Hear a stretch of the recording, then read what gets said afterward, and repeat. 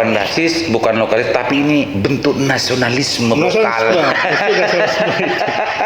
Karena dengan pengembangan ini juga bisa dikembangkan, publikasi bisa ke internasional, nggak ada masalah itu. Ya, ya.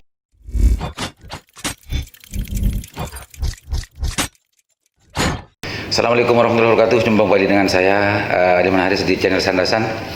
Kali ini kebetulan saya sedang sowan dengan senior saya, guru saya yang mempunyai Universitas Trunojoyo Madura, Bapak Rektor, Bapak Syarif. Assalamualaikum. Waalaikumsalam, sehat Kak? Alhamdulillah. Pak Rektor, berulang-ulang saya sebetulnya ingin silaturahim karena Pak Rektor memang yang diurus bukan hanya satu ya. Hari ini ditakdirkan ketemu Pak Rektor. Amin. Meskipun saya masuk ke sini barusan Pak Rektor, sepi Pak Rektor. Gak ada orang, nggak seperti biasanya dulu saya ke sini. Ternyata COVID ini bikin kesepian.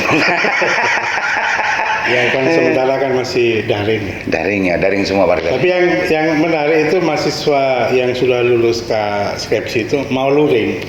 Mau luring karena pingin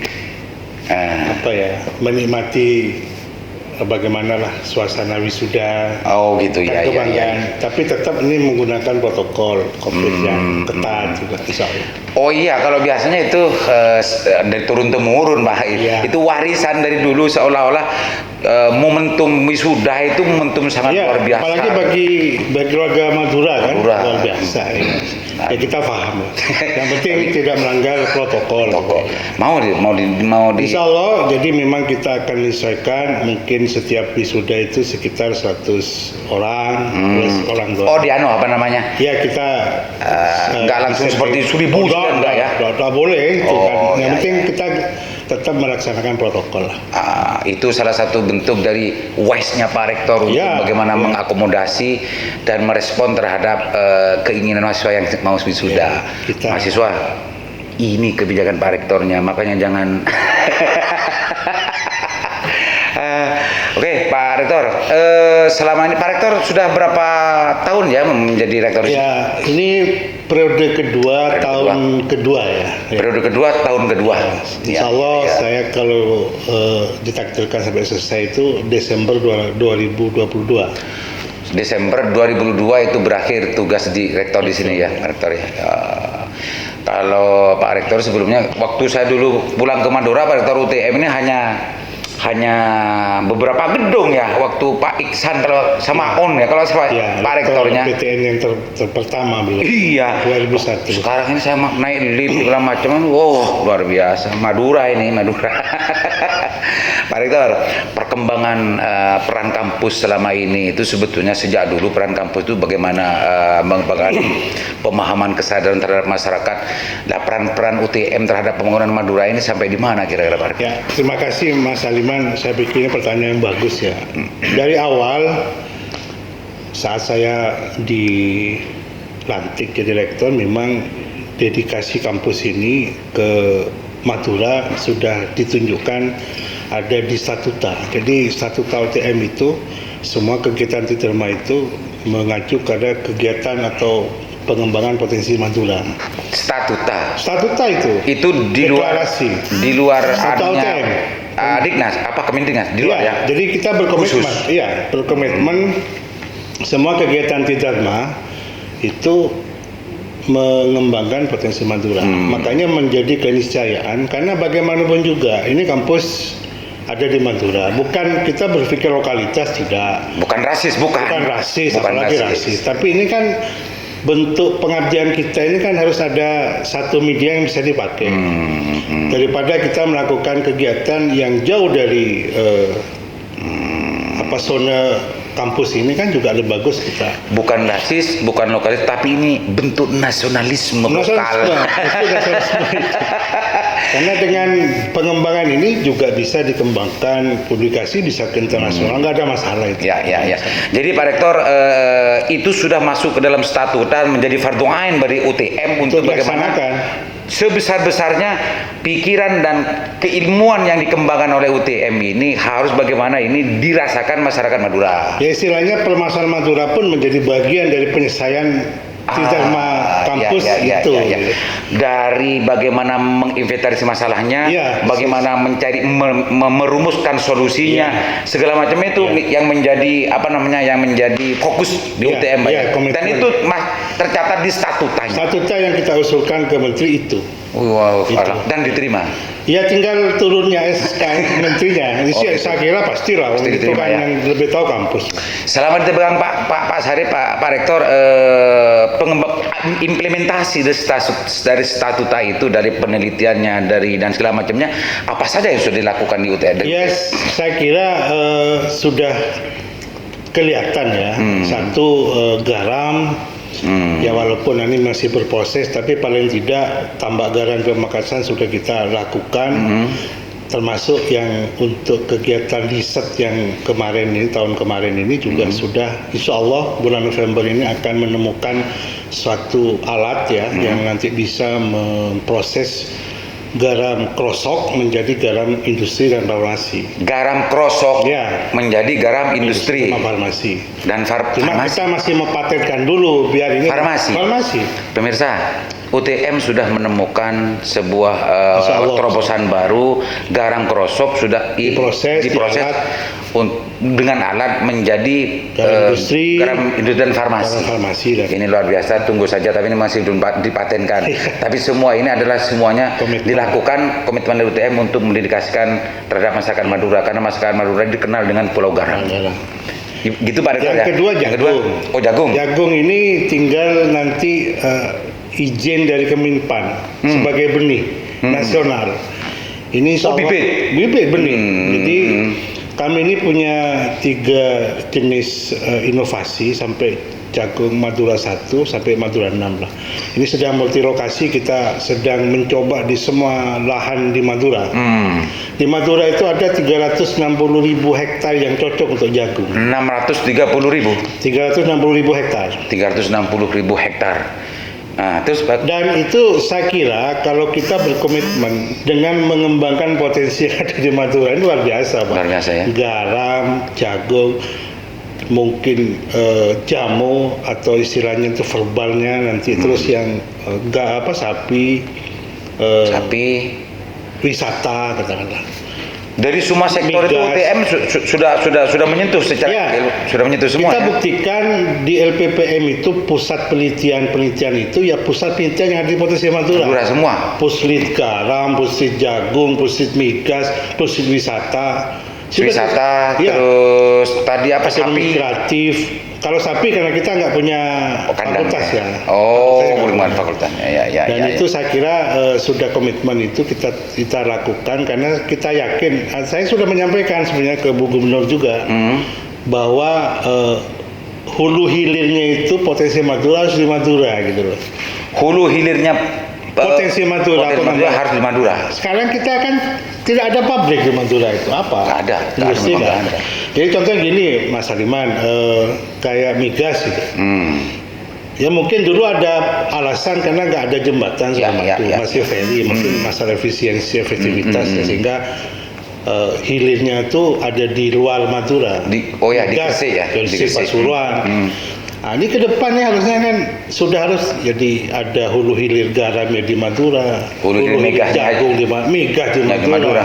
Artinya Pak Rektor melihat kalau hulu hilir dari setiap produksi pekerjaan ekonomi itu berjalan di Madura, makanya efeknya ke masyarakat luar biasa gitu ya Pak Rektor. Makanya kan ini ada political will dari pemerintah Jawa Timur maupun pemerintah pusat gitu. Pemerintah pusat dan juga di Madura khususnya, semuanya 4 kabupaten ini. Iya, dan saya kira ini barangkali akan lebih merubah warna lah. Lebih maksimal manfaat yang bisa dirasakan masyarakat Madura kalau konsep itu dilaksanakan.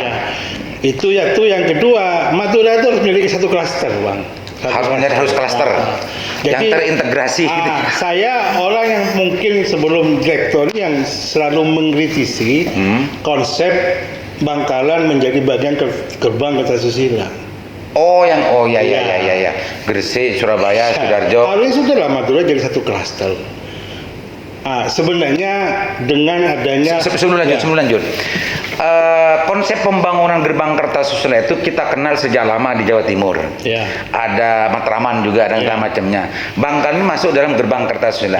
Pak Rektor ingin mereksi itu, hasil kajiannya mestinya Bangkalan jangan dimasukkan gerbang Kertasusila, tapi menjadi satu kesatuan Madura. Bangkalan, Sampang, Makassar dan Sumeneb. Ini perlu didengarkan oleh Bu Gubernur. Harus ada sebuah kebijakan baru. Enggak, Bu Gubernur sudah menjadikan Madura klaster Madura sekarang. Iya. Tapi kan realisasinya sudah belum kan?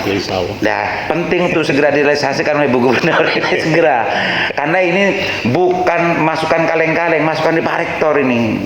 Bukan masukan dari mahasiswa kelas 1 ini. Pak Rektor pasti mempunyai alasan yang ilmiah. Gitu Pak Rektor ya? Karena memang seperti yang terakhir yang sudah alhamdulillah bersama 4 Pemda Madura dan LPPM sudah sepakat berkomitmen visit wisata atau visit Madura. Bukan visit per kabupaten. Jadi ini kan lebih mudah kita kembangkan karena dengan demikian ini tinggal kontribusi masing-masing kabupaten. Kalau seperti itu Pak Rektor kan mestinya kita kesulitan untuk bagaimana membatasi ruang inovasi para bupati yang sebetulnya secara geografi kan memang dibatasi, kekuasaan dibatasi. Kalau memakai pendekatan integrasi semacam Pak Rektor, ini seharusnya harus jadi provinsi Madura Pak Rektor. Oh iya, kan betul. sulit. Iya. Artinya membatasi relatif, membatasi bajidi, membatasi untuk tidak lokalistik dalam penjualannya seperti ngomong Madura gitu ya.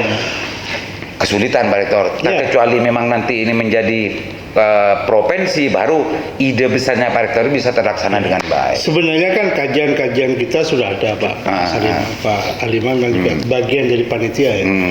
Mulai dari kajian fiskal, kajian sosial budaya, kajian keistimewaan sudah ada semua. Jadi memang sebenarnya bukan lantas berpikiran syarat 3 kabupaten kota atau 5 itu kan sebenarnya bukan hal yang substansi. Bukan hal substansi. Bagaimana satu klaster ini dikembangkan secara bersama-sama itu lebih cepat pengembangannya. Jadi UTM melihat bahwa Madura ini mestinya harus rencana pembangunannya, kebijakan pembangunan harus satu klaster dan satu kesatuan integrasi. Betul. Tidak boleh parsial. Maka salah satu solusi yang ditawarkan oleh UTM secara kelembagaan sebetulnya adalah bagaimana Madura jadi provinsi. Iya, jelas karena sikap kita sudah jelas. Sudah jelas. Bagaimana mendampingi tokoh panitia nasional sudah kita tunjukkan terakhir di MK kemarin. Agar kebijakan provinsi Madura nanti kalau itu terlaksana itu Pak Rektor ya, dan keinginan Pak Rektor untuk mengintegrasikan pembangunan itu bisa dengan secara secara cepat dilaksanakan. Kalau sekarang memang terkendala dengan ego sektoral Pak Rektor sekarang Pak Rektor. Saya pikir pemerintah pusat itu sudah melihat satu kondisi dan potensi yang ada. Karena saya melihat beberapa program pembangunan di Madura ini kan saya perhatikan itu hampir 10 tahunan gitu. 10 tahunan itu saya lihat dari tahun 98 Suramadu dibangun ya, penyebatan diresmikan. Bukan 96 tahun 2008 sorry ya. 2008 sampai 2018 kan 10 tahun. Ya juga perkembangannya nggak signifikan ya karena memang ya harus ada satu political will memang. Salah satu masalahnya adalah tadi ini ya tidak terintegrasinya ini. Ya, dan di dalam penelitian mulai dulu di masa lalu itu kan sudah jelas susun di daerah utara itu. Daerah utara itu sebenarnya ada potensi yang sebenarnya bukan muncul sekarang bulu pandan ya, bulu pandan, tapi memang itu hasil penelitian Jepang dulu sudah ada. Satu, yang kedua di daerah utara Sampang Utara itu sebenarnya ada rencana pembangunan bandara waktu itu. Dan di daerah Banyuates itu, daerah Sampang lah, ada potensi migas luar biasa di situ. Jadi memang kajian-kajian Madura, masalah keistimewaan, masalah potensi, masalah integrasi potensi Madura, komitmen semua, saya yakin apa ya, saya yakin bisa merubah warna Madura secara- ke depan ya. dan itu semua sebetulnya sudah tersedia. Tersedia. Apa namanya hasil penelitian dan macamnya Iya, dari iya. itu. Kalau negara sebetulnya punya goodwill politik, itu sebetulnya hanya perlu untuk buka-buka rak keilmuan dulu Iya, lengkap sudah di bawah tanah dan macamnya. Di UTM ada semua itu. Pasti ada ya. Pak? Termasuk analisa di daerah Sampang Bangkalan Utara itu ada. Di mana yang ada? Ya seperti Pelabuhan Bulu Pandan kan sudah ada kajian itu. Sekarang kan dikembangkan sekarang. Tapi kan sebenarnya di Perpres 80. 2019 kan ini sama Bu Gubernur sudah ditindaklanjuti. Ya. Cuman memang tidak semuanya dari APBN gitu ya. Jadi agak berat. Skema anggarannya emang Ya, ada skemanya. Justru lebih banyak ke KPBU. Iya, KPBU, ke usaha bersama. Swasta ya. Sehingga komitmen goal politik itu ada ruang ketidakpercayaan dan ada ruang istilah penilaian bahwa pemerintah dianggap tidak begitu serius gitu. karena beban pembiayaan itu tidak KPBN gitu. Jadi konsep dari UTM sebetulnya harus bagaimana itu kalau negara dianggap mau serius harus dari APBN gitu ya, Pak. Iya, political tadi lah. Memang termasuk kemarin kita sudah diskusi ketemu dengan BPPS. Bagaimana agar program-program BWS itu terpadu terintegrasi dengan kebutuhan keinginan Madura gitu loh, sehingga lebih bisa hasilnya bisa lebih kelihatan manfaatnya gitu. Ya memang itu yang harus dilakukan. Sekarang ini Pak Rektor, ada tren baru gitu ya, ada tren baru di di Telaga Biru, ada di Telanguh, ada di mana-mana, ada tren baru di Bangkalan khususnya, dan juga di Sumeneb barusan, dan termasuk Sampang ada tren desa wisata sekarang. Ya. Dan kepala-kepala desa itu sudah mulai banyak, meskipun tidak semuanya, sudah mulai banyak tergerak hatinya untuk bagaimana menggunakan ADD, membuat wisata buatan, juga mengembangkan wisata alamnya di desa-desanya. Fenomena ini ada nggak hasil penelitian dari UTM tentang masalah ini? Ada, ya itu buktinya tadi saya sampaikan, karena di UTM juga ada pusat pengembangan wisata dan ekonomi kreatif ya, sebagai komitmen dari pengembangan potensi Madura di Statuta itu sudah integrasi kolaborasi dengan Pak Pemda. Ya hasil terakhir itu kan komitmen visit Madura. Visit Madura, bukan visit Bangkalan, bukan visit Sampang, bukan visit Pamekasan gitu ya. Kan di Bali saja yang sudah potensi wisata luar biasa, nggak ada visit per kabupaten, visit Bali, benar. visit Jogja. Nah, nanti dengan visit Madura itu tinggal membuat tema saja, 3 hari tinggal di Madura, seminggu tinggal, itu kan tergantung. Ya. Dan nanti tinggal didekatkan kepada Banyuwangi atau ke Bali. Saya yakin Madura itu luar biasa. Ya cuman kalau dikelola dan ada komitmen politik yang baik dari semua pihak. Ya, betul. Selama ini saya dengar hasil kajian UTM itu tentang masalah pembangunan integrasi itu sudah lama sebetulnya saya dengar. Tapi semua itu kan hanya sekedar konsep. Ya. Belum ada komitmen politik, kebijakan politik dari pihak pemerintah khususnya bagaimana semua ini dilaksanakan. Ya, sehingga saya ini mungkin bukan ya. Ya silakan kapan kita mau diskusi dengan siapapun bahwa Madura itu harus integrasi. Pembangunan Madura itu harus menjadi satu klaster, termasuk yang provinsi Madura. Termasuk yang provinsi Madura. Jadi maksudnya UTM akan membuka ruang dengan siapapun, baik pemerintah pusat, jadi diskusi ayo. Bahwa sebenarnya ya tunggu apa lagi gitu loh. Kan Pak Rektor melihat peluang Madura provinsi itu ada nggak? Ya kembali, ya seharusnya ada lah, dari potensi ada. Kita sudah ngaji semua, mengkaji semua. Sampai masalah fiskalnya, kita bandingkan yang provinsi yang baru di beberapa waktu yang lalu, jauh kita di atas itu. Artinya Pak Rektor, potensi secara geografis, potensi secara sosiologis, itu tuh sebetulnya sudah memenuhi Madura. Sudah. Sekarang ini tidak memenuhi ada goodwill politik ya. Ya itu yang di luar UTM. Dan saya berharap lah, karena ini satu solusi menurut saya, dan saya kira ini ya kenapa tidak. Makanya dengan Bu Gubernur kalau nggak salah tuh sudah membagi Jawa Timur menjadi 8 klaster, Madura klaster sendiri. Ya tinggal bagaimana, makanya saya berharap juga Bakolwil itu dimaksimalkan perannya, karena janganlah kalau maksimal dimaksimalkan Bakolwil nanti provinsi kapan? Enggak, maksudnya untuk mengkoordinasikan itu. Iya. Karena ini sebagai bukti dedikasi UTM juga lah, sumbangan kalian juga. Itu Pak, dalam pengembangan kampus Merdeka pun kita ke desa. Ya, ya. Jadi Pak Rektor, solusi paling ampuh, solusi paling efektif adalah bagaimana Madura jadi provinsi. Ya, Biar kepemerintahannya itu memang betul-betul provinsi, klaster pembangunannya memang betul-betul bisa lebih efektif dan lebih bisa akseleratif gitu ya, Pak Rektor. Ya itu sama Ulu Hilir, tahu di Madura. Madura semua. Nah, semua ini potensi sudah bisa, sebetulnya ke semua persyaratan hanya tinggal goodwill politik pemerintah sebetulnya ya. Kalau saya tidak terlalu berharap tambahan kabupaten kota, lama itu dan lama, itu ya? bukan jaminan juga kan 7 tahun nanti masih diuji 7 tahun lagi. Iya. Sudah ketinggalan momentum nanti kan. Terus ada solusi yang lain? Ya politik pemerintah. Kuncinya itu ya. Artinya pemerintah pusat lewat Bu Gubernur juga harus sering menyampaikan kepada Pak Jokowi, pemerintah pusat, bahwa menurut kajian dari UTM bahwa Madura ini untuk membangun Madura ini lebih efektif adalah ketika Madura menjadi provinsi, sehingga rencana pembangunan terintegrasi dan tidak ada ego sektoral masing-masing Ya gitu pasti ya. harus itu Ya. syarat ya. Oke, Pak Rektor, sebelum selesai Islam Tiga, barangkali ada yang mau disampaikan terhadap masyarakat Bangkalan, masyarakat Madura, pemerintah, atau siapapun yang mau disampaikan Pak Rektor, silakan. Ya saya berharap Madura ini ke depan lebih baik ya, lebih makmur, lebih sejahtera. Ya tentunya ya bagaimana lah kita tata semuanya ini sesuai dengan ya kita ini kan punya budaya luar biasa, budaya agung ya.